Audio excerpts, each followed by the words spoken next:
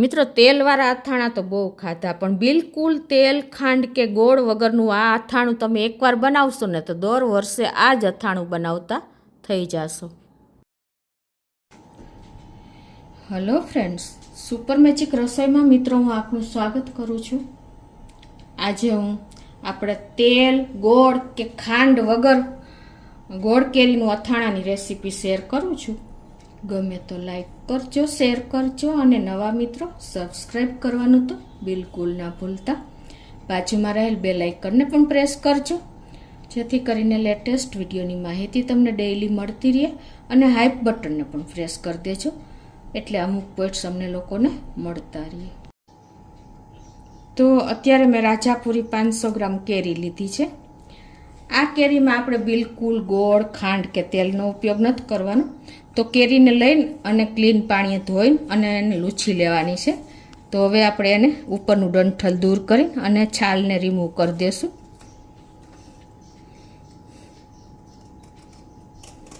છાલ થોડીક વધારે ઉતારવાની, એટલે આપણે કેરીને જ્યારે આથી છે ને એટલે કે હળદર મીઠું ચડાવીએ છીએ ને ત્યારે એકદમ સરસ તમારી કેરી ઝડપથી ગળી જશે અને અથાણામાં પણ ચવડ નહીં લાગે.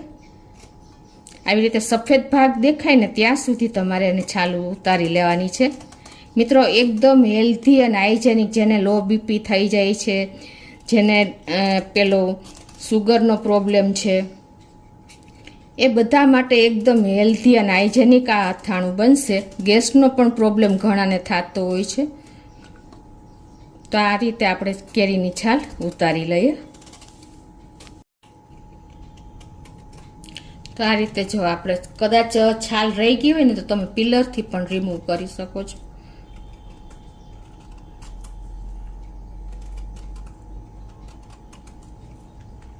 આપણે ગોળ તેલ એટલા આપણે સૌરાષ્ટ્રમાં અથાણામાં વાપરીએ છીએ ને કે ઘણા બધા પ્રોબ્લેમ થાય છે. અથાણું ખાવાથી બીપી વધી જાય છે, ગેસ થાય છે.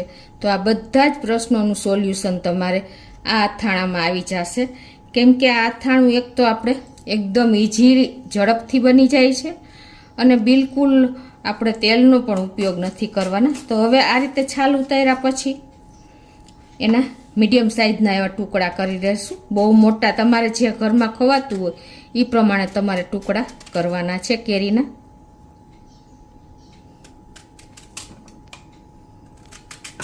તો આ રીતે આપણે મીડિયમ એવા ટુકડા કરી લીધા છે. અને હવે એને આપણે એક તપેલીમાં જે વાસણમાં બોળવા હોય ને એમાં જ નાખી દેશું.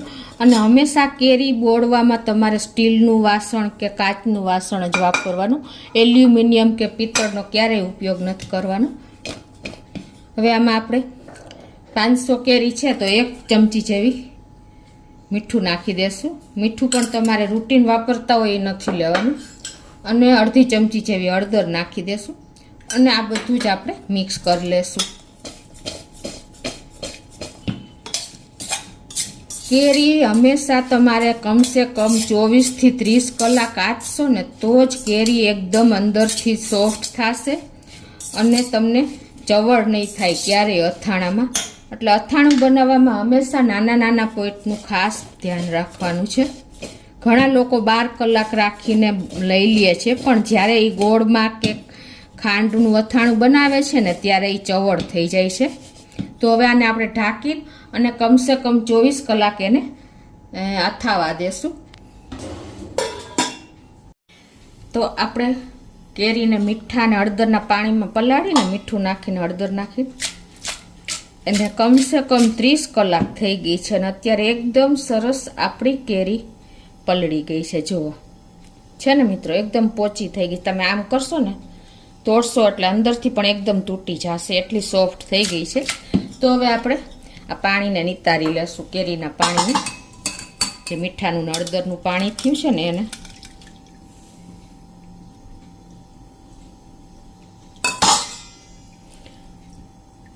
અને આને નિતારીને આપણે 4 થી 5 કલાક કપડામાં સૂકવી દેશું. તો આ રીતે જો આપણે કેરીને નિતારી લીધી છે. હવે એને આપણે એક બોલમાં નાખીને અને કપડામાં સૂકવી દેશું.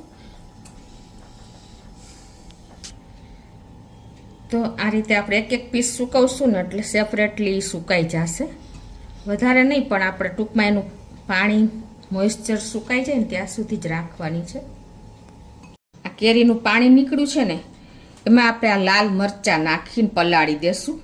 અત્યારે મેં કમસે કમ 10 થી 12 મરચાં લીધા છે અને એના બીન્સ કાઢી અને પીસ કરી લીધા છે મીડિયમ એવા. તો એને પણ આપણે સીધા ખાટા પાણીમાં જ પલાળશું. અને આને આપણે સોફ્ટ થાય ને ત્યાં સુધી પલળવા દેશું. એકાદ 2 કલાક જ લાગશે, તો આને એમને આપણે પલળવા દેશું. હવે મિત્રો આપણે કેરી સામે મેં 8 થી 10 ખારેક લીધી છે. એને પહેલાં આપણે એકદમ કડકડતા પાણીમાં પલાળી દેશું, કેમ કે ખારેક એકદમ હાર્ડ હોય છે, એટલે કે એમને તમે ડાયરેક્ટ ખાટા પાણીમાં પલાળશો ને તો એ એકદમ સોફ્ટ નહીં થાય અને પલળતા પણ ટાઈમ લાગશે. તો આ રીતે આપણે ધુમાડો નીકળે ને એવા પાણીમાં એકાદ કલાક પલાળી અને પછી આપણે એને ખાટા પાણીમાં નાખી દેશું. તો હવે એકાદ કલાક થઈ છે અને આપણી ખારેક પણ જો ગરમ પાણીમાં સરસ પલળી ગઈ છે. તો હવે એને કાઢી અને આપણે એને સીધા કેરીના ખાટા પાણીમાં પલાળી દેશું આ રીતે. અને એને પણ આપણે એકાદ 2 કલાક જ કેરીના ખાટા પાણીમાં રાખશું ને એટલે એકદમ સરસ એનું ખટાશ આવી જશે. તો હવે જો ખાટા પાણીમાં પલાળીને એને 1-2 કલાક થઈ ગઈ છે અને એકદમ આપણી ખારેક પોચી થઈ ગઈ છે. તો મેં એના બીન્સ પણ કાઢી લીધા છે. તો હવે એને આપણે કાઢી અને સૂકવી દેશું આ ડાયરેક્ટ ખારેકને. તો આપણે મરચાં પણ પલળી ગયા છે, તો આપણે એને મરચાંને કેરીના પાણીમાંથી કાઢી લેશું અને આવી રીતે નિતારી એને પણ એકાદ 2 કલાક સૂકવી દેશું. મરચાં પલળતા વાર નથી લાગતો, એટલે 2 કલાક આપણે પલળ્યા છે. એ જ રીતે આપણી ખારેક પણ ખાટા પાણીમાં પલળી ગઈ છે, તો એને પણ આપણે કાઢી લેશું.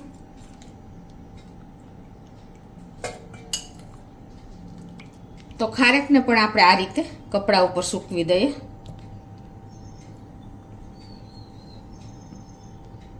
એ જ રીતે આપણે મરચાંને પણ થોડીક વાર આપણે કપડા ઉપર નાખી દઈએ. આને જાજો ટાઈમ નહીં લાગે સુકાતા, એકાદ કલાક થશે ને ત્યાં તમારા મરચાં કોરા થઈ જશે.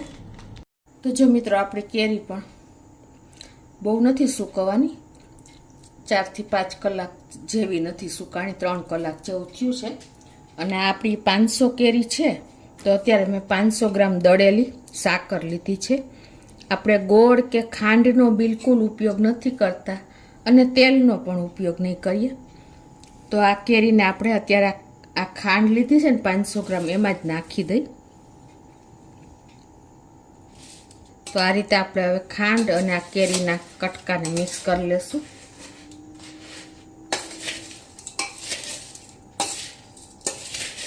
જેટલી કેરી ને એટલી જ આપણે ખાંડની પણ સાકરનો પાવડર છે.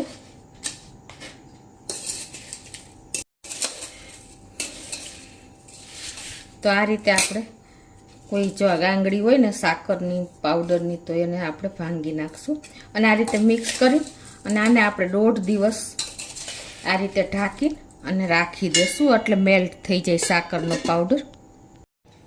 તો મિત્રો આપણે જો સાકરનો પાવડર કેરીના ચીરિયામાં મિક્સ કર્યો ને એને 1.5 દિવસ થઈ ગયો છે અને સરસ જો આપણો સાકર પણ ઓગળી જ ગઈ છે, પાવડર બનાવી નાખી. તમે જો ઓગળ્યા વગર જ તમે આને તડકે મૂકી દેશો ને તો તમારું અથાણું બની જશે ને તો પણ તમારી સાકરનો પાવડર ઓગળશે નહીં. એટલે પહેલાં તો તમારે આ રીતે ઓગળી જાય ને ત્યાં સુધી ઘરમાં જ રાખવાનું છે. અને હવે એમાં આપણે જે આ ખારેકના ટુકડા અને મરચાંના ટુકડા સૂકવા હતા ને એને પણ 3 થી 4 કલાક થઈ ગઈ છે. તો એને પણ હવે આપણે આ રીતે જ કેરીના ચીરિયા સાથે મિક્સ કરી દેશું. એક વખત તમે ખારેક અને મરચાં અથાણામાં નાખી જોજો. મરચાં તો નાખતા જ હોઈએ છીએ, પણ ખારેકનો ટ્રાય કરજો, બહુ સરસ ટેસ્ટ આવે છે.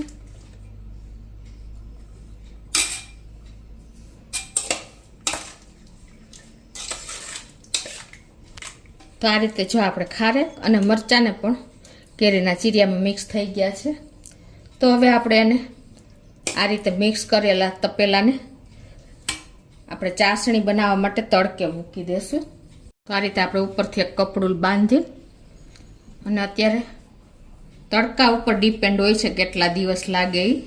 તો અત્યારે આપણે અથાણાનું તપેલું તડકે મૂકીને અને 2 થી 3 દિવસ લાગશે લગભગ. આ રીતે આપણે તપેલાને તડકે મૂકી દેશું એટલે અથાણું આપણું તૈયાર થવા માંડશે. તો આપણે અથાણાને જો તડકે મૂક્યું હતું ને એને 4 દિવસ થઈ ગયા છે અને ચાસણી પણ સરસ આવી ગઈ છે. જુઓ આવી રીતે એક તારી ચાસણી થવી જોઈએ. તમે આમ કરો ને એટલે એક તાર થશે એટલે તમારી પરફેક્ટ ચાસણી છે. મેં આમાં થોડાક મરચાં વધારે નાખ્યા છે. હવે ચાસણી આવી ગયા પછી તમારે બોરા બધાય મિક્સ કરી દેવાના છે. અત્યારે આપણે આ 500 ગ્રામ કેરી લીધી હતી તો હવે એ પ્રમાણે આપણે મસાલા કરશું. તો 35 ગ્રામ આપણે મેથીના કુરિયા નાખશું,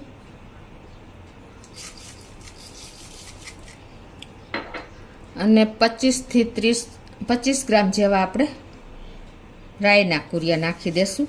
આપણે કોઈ પણ જાતનો બોરાનો વઘાર નથી કરવાનો, એ જ ઇટ ઇઝ આ જ રીતે આપણે મિક્સ કરવાના છે. અને 25 ગ્રામ આપણે ધાણાના કુરિયા નાખી દેશું અને 2 ચમચી આપણે વરિયાળી નાખી દેશું અને 10 થી 12 આપણે તમને ગમતા હોય તો વધારે મરી, આખા મરી નાખી દેશું. અને હવે આ બધું જ આપણે મિક્સ કરી લેશું.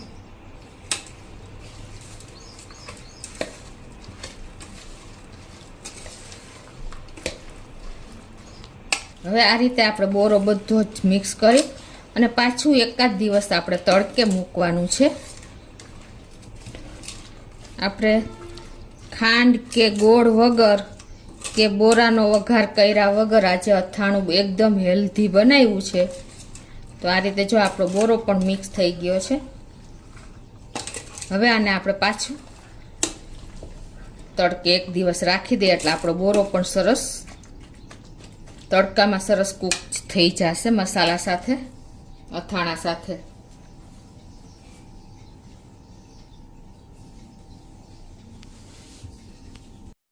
તો મિત્રો આપણે જો તેલ તડકે મૂક્યું હતું ને અથાણું, એને એક દિવસ આપણે થયું બોરો નાખ્યા પછી, અને એકદમ જોવો આ રીતે લચકો આપણું અથાણું થઈ ગયું છે. તમને ખ્યાલ આવી જતો હશે.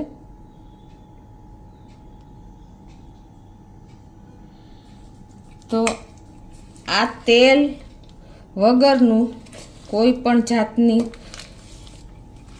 આપણે ગોળ કે ખાંડ વગર આજે અથાણું બનાવ્યું છે, ગેસનો ઉપયોગ કર્યા વગર. તેલનો બિલકુલ ઉપયોગ નથી કર્યો મિત્રો. તો હવે આપણે લાસ્ટમાં આમાં લાલ મરચું એડ કરી દેશું. મિત્રો 1/4 તમે તમારા ટેસ્ટ એકોર્ડિંગ નાખી શકો છો. અત્યારે હું 1/4 કપ જેટલું લાલ મરચું પાવડર, કાશ્મીરી અને રેશમ પટ્ટો 2 મિક્સ છે એટલે એટલું એડ કરી દઉં છું. તો જો આ રીતે આપણે મિક્સ કરી લીધું છે. એકદમ આપણું અથાણું લચકા જેવું થઈ ગયું છે. જો તો હવે એને આપણે એક બેણીમાં ભરી લઈ. આ રીતે મિત્રો બિલકુલ આપણે તેલનો ઉપયોગ નથી કર્યો, ફક્ત આપણે સાકર નાખીને એકદમ હેલ્ધી છે. ડાયાબિટીસના પેશન્ટ કે જેને સુગરનો પ્રોબ્લેમ છે ને એ પણ ખાઈ શકે ને એટલું માઇનોર આપણે બધા ઇન્ગ્રેડિયન્ટ નાખીને અને હેલ્ધી અથાણું તૈયાર કર્યું છે. તો આપણે એક બેણીમાં ભરી લઈ. મરચાં ને ખારેક નાખવાથી ક્વોન્ટિટી વધી ગઈ છે. અને અથાણું જુઓ મિત્રો એકદમ તમને લાગે છે કે આમાં તેલનો ઉપયોગ ન કર્યો હોય એવું.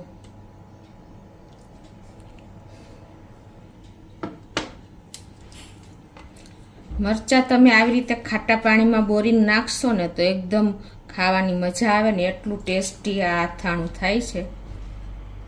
અને ખારેક પણ બાળકોને ભાવશે. આ રીતે પ્રેસ કરી દેવાનું અથાણાને એટલે તમારું અથાણું એકદમ એર અંદર ન જાય ને એટલે ક્યારેય અથાણું બગડશે નહીં.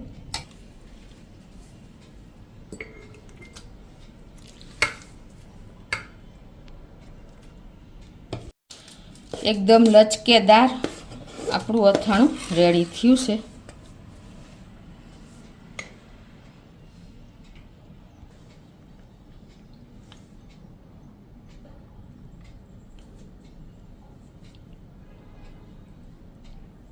તો આ રીતે આપણે અથાણાની બેણી ભરી લીધી છે મિત્રો. એકદમ લચકેદાર, કોઈ પણ જાતના તેલ વગર કે આપણે અથાણું બનાવ્યું છે, એકદમ હેલ્ધી.